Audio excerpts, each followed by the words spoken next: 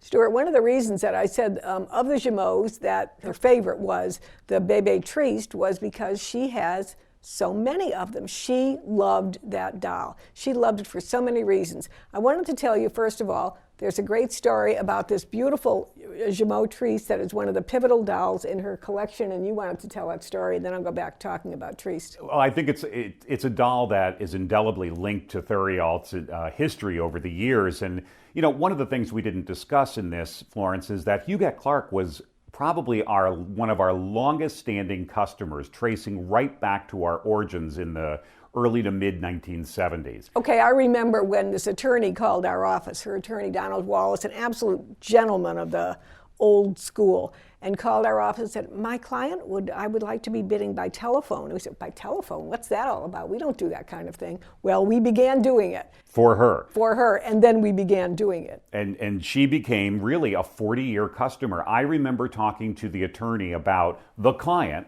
and an interesting thing is to know that we never knew her identity during the entire history of our work with Huguette Clark. She was just simply known as the client. The unnamed client. The unnamed client. As we got to know the attorney, sometimes we would tease him a little. Come on, give us a hint. Tell us.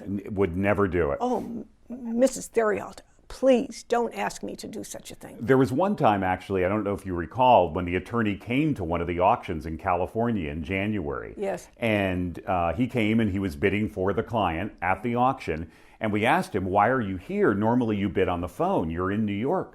And he said, oh, well, my client has a small little cottage out here in California that I come to check on occasionally. And that cottage, of course, is the famed mansion, Bella Sguardo, yes, which we will be touring during our 50th anniversary weekend in Santa Barbara during this auction event from January 10th to the 12th. So going back onto this Jumeau Triste that we were discussing, this classic one, which is the cover doll, I guess you could call it in many ways. It was back in 1980. It was the cover doll. It was a collection of Helen Jo Payne, a famous Washington, D.C. collector. And it was, people loved that doll. It absolutely captivated leagues of collectors back then. So much that Huguette Clark had placed a bid on it. Now, Huguette Clark, unknowing to any other collector, her bid on that particular doll was? Buy it. Buy it at any price. Well, another person, a famous collector who's still very, very much a part of our community and auctions, and many of you know, Sue Foreman, came to that auction with her husband, Jay, who has now passed away. And who was not to be denied when he wanted something. When he wanted something, and he knew that Sue loved this doll. So a bidding war ensued. And Jay, I remember still to this day, even as a teenager back then, standing up in the front row and raising his hand and bidding and trying to look aggressive and like no one is going to stop him, unknowing that we were executing bidding for Huguette Clark, which was no limit. The result of this, the doll at the time shocked the doll world because a Jumeau Triste, not a name mark, not a rare German K&R character, but a Jumeau Triste suddenly set the new world record for a price of a doll. Well, she sat in the collection of Huguette Clark then for 40 years and beautifully preserved exactly as she came from Helen Jo Payne to our auction to Huguette Clark's collection, and just waiting to move on to her new home, because that's what doll collectors are after all. They're the keepers of the dolls for the time they have them. So what is it about the Jumeau Triste? Because of any model that Huguette has, the Jumeau Triste seems to be the one that is the most prominently represented. Well, most of the Jumeaus, you can actually see an evolution in the facial model, that going from the earliest, what are known as the premier or portrait Jumeaus, going right on through the EJs into the Tete Jumeaus.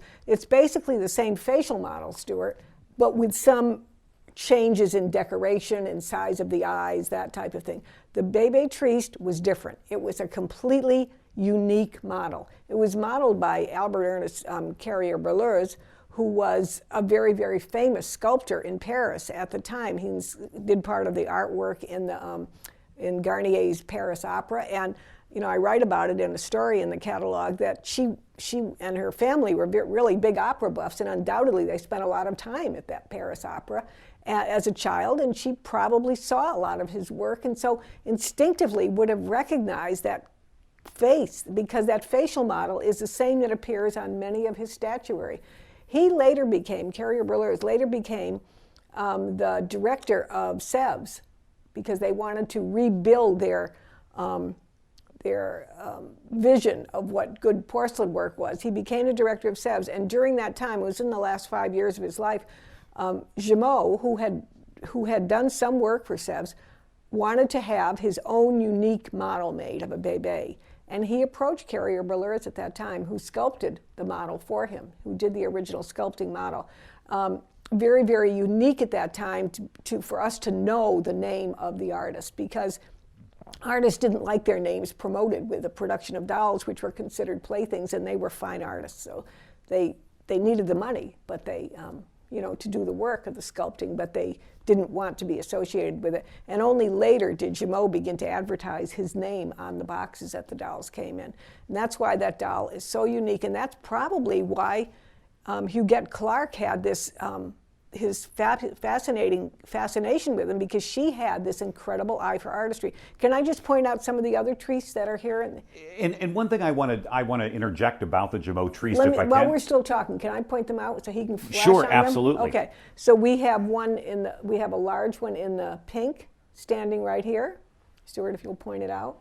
And then if you go to where the girl is we're talking about, that we have just been talking about, right behind her, 1, 2, 3, there are 2 other sizes of the Jumeau Triste that are just wonderful examples. And let me see, what else do we have out here that are the Triste? Over there on the right-hand side, another tall one in the pink. I think we have 12 Jumeau Triste in her collection that we're offering.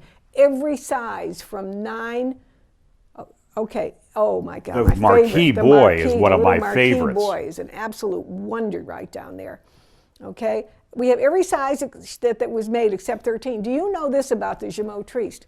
No, wait, she doesn't have a 13? No.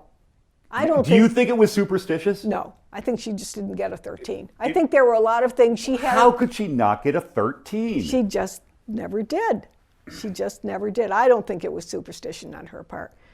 She has, well, I'm thinking about it now. Of all of the other Jumeaus of hers I cataloged, did I catalog a 13? I don't know. I have to go look. Now we have to go.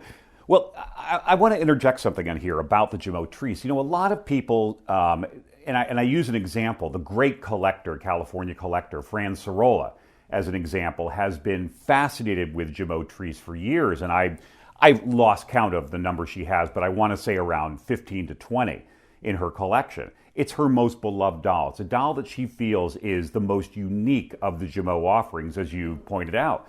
And as she lines them up, she realizes and points out to everyone who says, why would you own so many Jumeau Tristes? They're all different. Every face is different. Yes. And I want to form an analogy. The model is the same. The mold is the same. The essence is the same, but every face has a difference.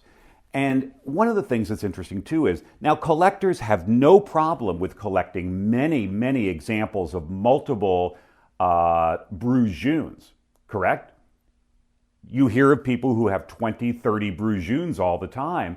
And I beg your pardon? No, I don't hear of collectors that have 20 or 30 Bruges all the time. Maybe I exaggerate a little bit. I think most collectors are grateful if they have one. But there are some who have 10 or 20, and people think that's wonderful. The Jumeau Triste is worthy of the same classification and level of connoisseurship and collecting of multiple examples as a Bruges. Let me tell you why Emile Jumeau, why a proof of how important this doll was to him. Mm-hmm. It was only made starting in size 9. Right. There were no smaller sizes made. Do you know why that was?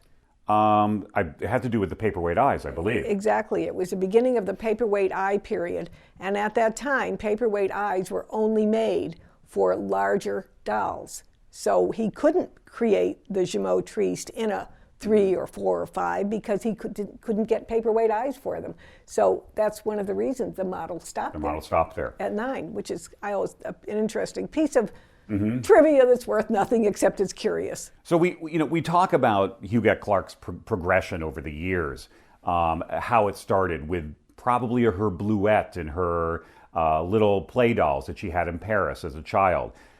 There's no doubt that Jumeau probably, the love of Jumeau that she had extended most likely from her early work with Onan Bleu as a child and bluettes and SFBJ, and then later in life discovered the previous Jumeaus, the early classic Jumeaus of the 19th century, and that became the focus of her primary collecting. Would you say that's right? I think it has to be. I don't know the reason. She has a few isolated examples. She has two wonderful little ATs. There's a little FG, but it's Jumeau. That was her love. It really was, without any question. For example, even when she extended, she didn't extend into other types of French dolls. She extended into automaton with Jumeau faces. We'll talk about the automatons a little bit, because she has a long history with us over those 40 years of buying some of the nicer automatons over the years we've sold. Well, a couple things I learned, again, having the opportunity to work with her collection. There are 3 ballerina automatons, and I always wondered why she had that fascination with having the same thing. And then I'm flipping through SFBJ catalog, and this is like 1912 period, when they were still had some pieces of what were earlier automatons, and there in that catalog is a ballerina. So I'm thinking, 1912, she was born in 1906, okay? She was 6 years old. She goes to, if you see the photographs of Onan Bleu store at that time, wow. I mean, it's just filled with extraordinary things. Some of these things had to figure into her imagination, plus the family's love of art and culture. She went to the ballet many times. So that would be why she would have that fascination. Fascination with the entire Russian theme, and we're going to talk about a little bit later, when we talk about the Leroux phonograph, we're going to talk about the search for the Russian recordings. But now I'm going to start roaming, but Stuart, we're not even talking about her love of fashion, which was her life centered around fashion. She wore herself the most stylish clothes her entire life, clothes from famous Parisian brands. So understandably, I know when she would order dolls from us, to bid on them from our catalog, she always went for the ones that had, as much as possible, the original couturier costumes that Émile Jumeau had made. And there are some here that, well, you dream of even finding them. Right in the front, you have where those 3 little dolls are, right in the front. The girl seated on the left, that costume is entirely original. I'm just going to move in and I'm going to show them the back of that, if you don't mind. Because I think this is an extraordinary doll. This costume is as it came out of the hands of Ernestine Jumeau all those years ago. First of all, her wig. Oh, the wigs on these dolls. I dream of having collections come in that have original wigs like hers do. They are so extraordinary. Original earrings, original hat. Look at the back of the hat. Look at the back of the dress with the little flounce on it. It's absolutely extraordinary. The matching shoes with the gold letter, Bébé Jumeau, on them. This is the kind of thing that she sought all the time and preserved carefully, such an important thing to do. So we're so happy to be having that. Next to her, of course, is the marquee, and then the little one. Sit there, sweetheart. Okay, this little girl, look at that. Totally original, including, once again, the little shoes with the gold lettering on them. Look at that wig, all the way hip-length wig, the original dress at the back. Look at the back of the bonnet. Oh, look, she has a blue ribbon. Let's see what she is. She won a blue ribbon in San Francisco in 1957 from the United Federation of Doll Clubs annual convention. 1957. It was a tough year. That's before most of you were even born. And on her sleeve, so seldom find them. I think there are 3 in her collection that have them. The gilt-lettered Bébé Jumeau elbow tag. Just fabulous. But so many of the dolls in this collection, right behind them is a girl in blue that has her original couturier costume. Just to her right-hand side is a smaller one that has it. And it goes on and on and on with the original original costumes.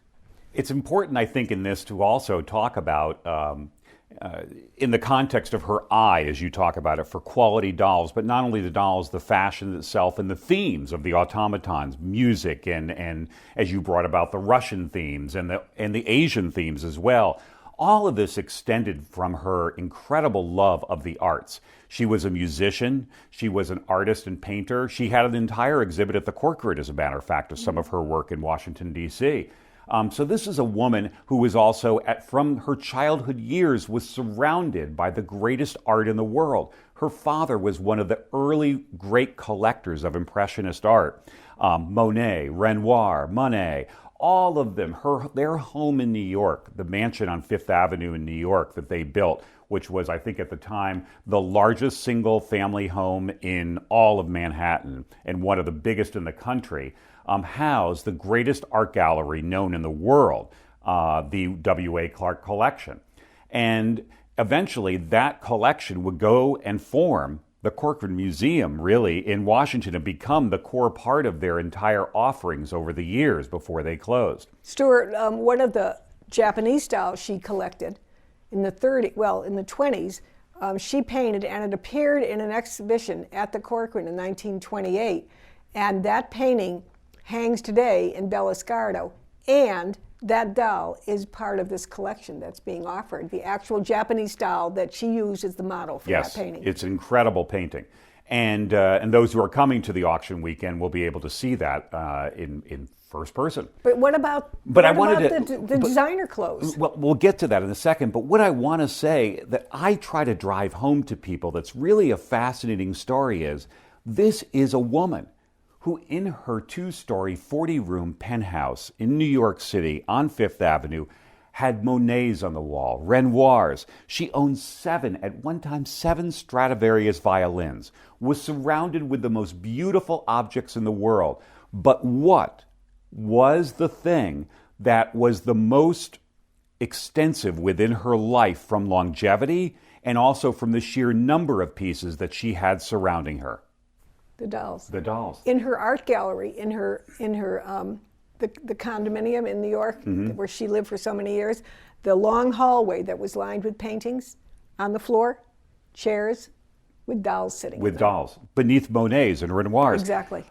For me, what I've tried to use this story in comparison is that I'm trying to think of the word an affirmation. It's an affirmation to doll collectors that here was a woman who had impeccable taste, the wealth and ability to have anything in the world, and she chose dolls. And to me, that is an incredible story beyond anything else, and that gives sort of a credibility in many, many ways to our hobby being one of comparison to art.